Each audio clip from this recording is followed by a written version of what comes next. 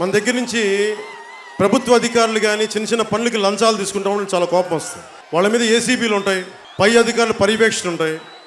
మరి జగన్ తీసుకునే లంచానికి ఎవరు పర్యవేక్షిస్తారు?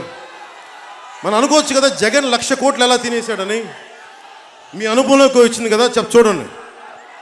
సారా నిషేధం అని చెప్పి సారాలోనే లెక్కలు చూపించకుండా 30,000 కోట్లు డబ్బులు, ఇసుక దోపిడీలో 40,000 కోట్లు, మైన్స్ వీటన్నిటిలో శాండ్ అండ్ మైన్స్లో 40,000 కోట్లు, అన్ని సిమెంట్ కంపెనీలకి బదులు మొత్తం వాళ్ళ భారతీయ సిమెంట్కి అన్నీ పెట్టుకుని దాదాపు 10,000 కోట్లు, ఇట్లా అన్నీ పెట్టుకుంటే ఒక 20,000 కోట్లు, మిగతా అన్ని కలిపి 10,000 కోట్లు, 1,00,000 కోట్లు ఇతనే ధారాదత్తం చేశాడు, మొత్తం తీసేసుకున్నాడు.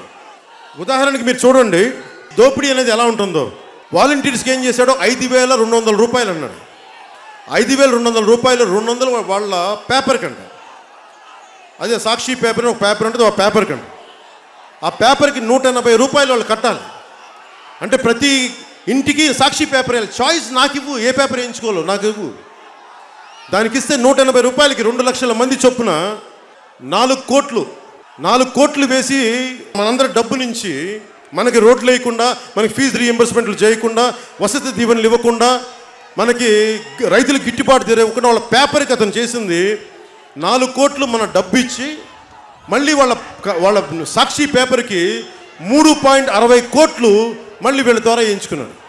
ఇలా సంవత్సరం మొత్తం మీద ఒక్క సంవత్సరంలోనే వాళ్ళ సాక్షి పేపర్కి మనందరి డబ్బు, ఎలాంటి డబ్బు, మనకు రోడ్లు వేయని డబ్బు, మద్యంకి ఇంతకుముందు 60 రూపాయలు అనేది ఇప్పుడు 120 చేశాడే దాని మీద డబ్బు, వీటన్నిటిని కలిపి మన కష్టపడిన డబ్బు, మన ఆరోగ్యాలు చెడగొట్టి ఇచ్చిన డబ్బు, మన ఫీజు రీఎంబర్స్మెంట్లు ఇవ్వకుండా వచ్చిన డబ్బు 43.20 కోట్లు సంవత్సరానికి ఒక సాక్షి పేపర్కి తను ఇప్పించుకుంటా ఉన్నాడు.